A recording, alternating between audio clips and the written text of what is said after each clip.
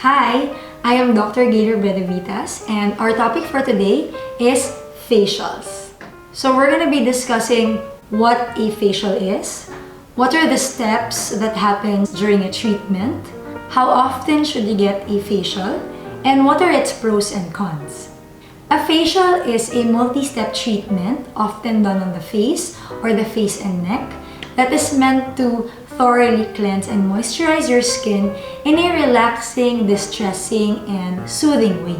It often provides an immediate improvement, although temporary, in your skin's appearance. Everything usually starts with a consultation with your dermatologist. So this is when we usually find out your skin type, your concerns, or any skin issues that you want to address. Your skin will then be thoroughly assessed and documentation, usually in the form of photos. In my clinic, I have a special tool, a special camera that I use to document all the spots, the wrinkles, the pigmentation, the redness on my patient's skin. During the consultation is also when we recommend some products and regimen that will suit your skin or address your individual problems. Now, a professional facial typically includes the following steps. The first step is thorough cleansing, using a cotton pad, wipes, or sponges, followed by a gentle cleanser. This allows your facialist or esthetician to examine your skin thoroughly under a magnifying lamp, taking note of your skin type and your skin issues. Second step is steaming. This is where we use a machine that releases a thin vapor of warm steam to your face to soften the skin and comedones for easy extraction. Third step is exfoliation. This is done either with a mechanical exfoliant such as your microdermabrasion or with scrubs to slough off all the dead skin cells away, or a chemical exfoliant such as an alpha hydroxy acid or beta hydroxy acid to loosen the bond between skin cells. In some cases, we do both, but this is only recommended to be done if under the supervision of a well-trained and experienced professional. Fourth step is extraction. But this one can be optional because some patients would like their facials to be relaxing all throughout. Next comes the facial massage.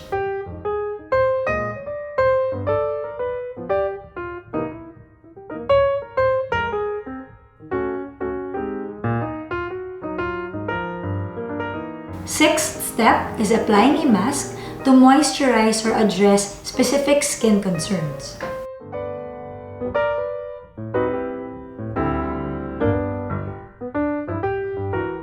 And finally, the last step is applying a serum, a moisturizer, or a sunscreen if necessary. How often should one be getting a facial? You'll probably be hearing a lot of opinion about this because yes, there is such a thing as getting too much facials. But if you ask me, how often one should be getting a facial depends on many factors. First would be your skin type and your skin condition. Getting a facial every 6 to 8 weeks is good enough for someone who has normal or dry to combination skin, who is not experiencing any skin issues, doesn't have pigmentation, or even breakout. Those with oily or acne-prone skin, especially kung meron kang existing comedones or you get breakouts every now and then, it might be beneficial if you do facials every 2 to 4 weeks until your skin clears up. This is also true for those with pigmentation problems. Those with sensitive skin, on the other hand, who don't have any skin concerns or any skin problems, are recommended to get a facial quarterly or every 8 to 12 weeks. Another factor would be your skin goals. If you want to maintain beautiful and younger looking skin, of course it helps to have a skincare routine. And this includes having a sound skincare regimen and regular visits to your dermatologist for treatments. You have to always remember that having great skin requires commitment. Third factor would be your skincare needs and your age. Our skin concerns normally change as we get older. And because of this, our skincare habits and our skincare needs also change as well. Younger individuals who often worry about breakouts would usually come for treatments to remove comedones or to treat their acne.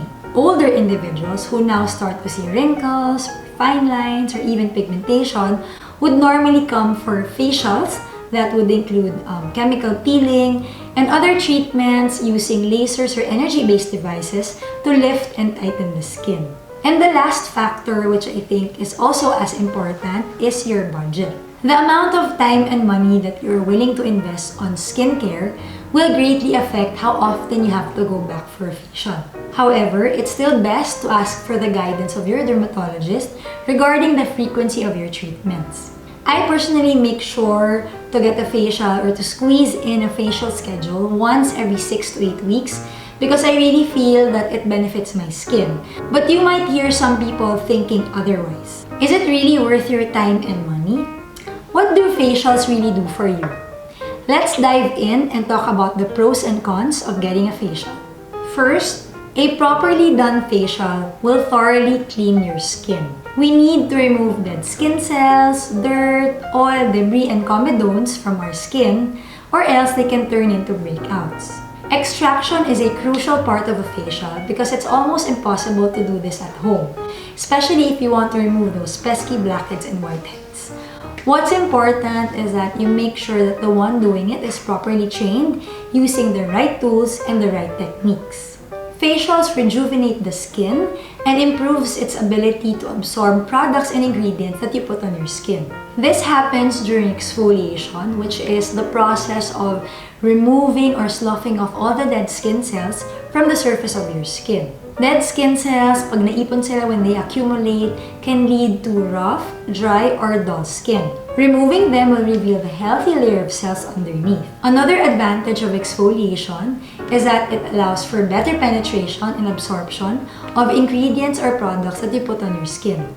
Another benefit of getting a facial, mostly because of the massage, is that it promotes blood circulation, helps relieve stress, and may even reduce psychological distress. Improved blood circulation on your face would mean that your skin cells are getting enough oxygen and nutrients which are carried along with the blood.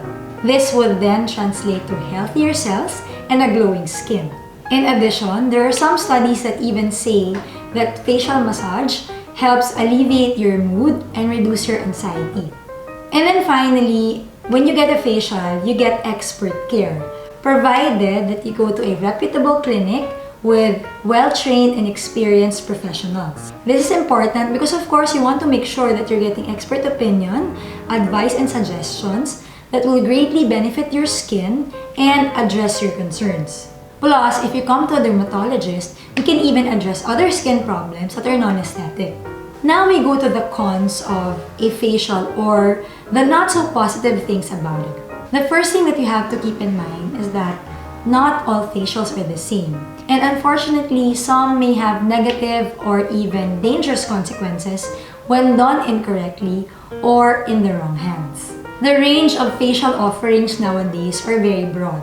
On one end, you will have your basic facials that just does all the steps I mentioned, while on the other hand, you would have facials that come with chemical peeling or other energy-based devices. Depending on the type of facial that you get, there are certain risks that come with them. For instance, exfoliation or using chemical peels on the wrong hands can cause irritation or even abrasions. And extractions using the wrong tools can injure the skin instead of improving it.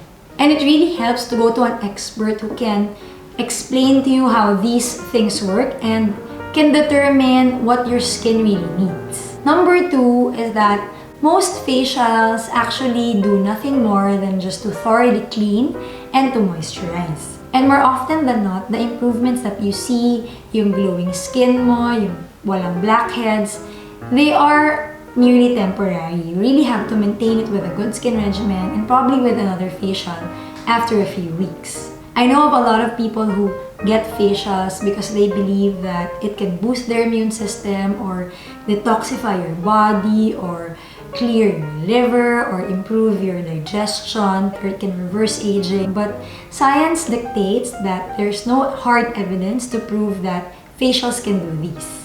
And third, not so positive thing about facials is that sometimes the cost of a facial can greatly outweigh the benefits. Facials do have some benefits, but sometimes you may feel that it's not worth how much you pay for it. But the good news is, maraming facials nowadays are being offered that can really rejuvenate, refresh, and improve your skin without costing a fortune. My advice is that you be wary and careful before agreeing to do a treatment and to make sure that you fully understand what you're getting into. In conclusion, facials are great. I highly recommend it and I do it quite often. Like I said, every 6 to 8 weeks. I go for a facial mainly to relax and to distress myself, while at the same time getting deep cleansing and nourishing. And now to answer the last question. Are facials necessary? To be honest, for those of you with great skin, with no problems, no issues, normal skin, I don't think it's necessary, but it's also not bad if you want to try it for yourself. If you're planning on finally getting that facial, make sure that you find a clinic with well-trained and experienced professionals. Ask for recommendation from your friend, a family member, or from someone you trust. If unsure, I would recommend that you go to centers that are known to offer good service, use quality products, and hire trained staff. So this can be like your high-end hotels or your spas or resorts. I think this is a good option. Now, once you get into like a regular facial treatment, you have to remember that aftercare is as important as the facial itself. In order to make your good results last, it's important to get into that sound skincare regimen that involves proper cleansing, moisturizing, and sun protection. But for those of you who want to address more serious skin issues such as laxity, wrinkles, deeper pigmentation, or even scars, I suggest that you consult your dermatologist to get proper assessment and the right recommendations for your more serious skin issues. So that's it. That ends my video on facials. I hope that I was able to enlighten you and answer some of your questions.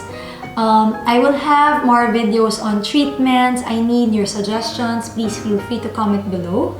And please don't forget, my special request at the end of each video is for you to like and subscribe if you appreciate what we talked about today. And with that, I will see you again soon. Bye!